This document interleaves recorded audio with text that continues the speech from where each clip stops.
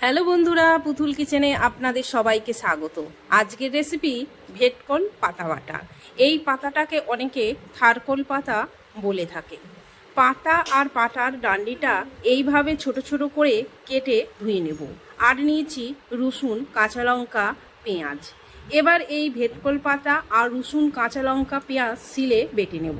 আপনারা চাইলে মিক্সিতে বেটে নিতে পারেন, তবে শিলে বাটলে টেস্টটা বেশি হয়। গ্যাসের উপর কড়াই বসিয়ে সর্ষের তেল দিয়ে কালো জিরে দিয়ে পাতা বাটাটা দিয়ে দেব। এর মধ্যে স্বাদ মতো নুন, হলুদ গুঁড়ো, লঙ্কা গুঁড়ো, চিনি, একটু তেঁতুল দেব। এবার সব একসঙ্গে ভালো করে নাড়তে থাকবো। এই রকম ভাজা ভাজা করে নামিয়ে নেব।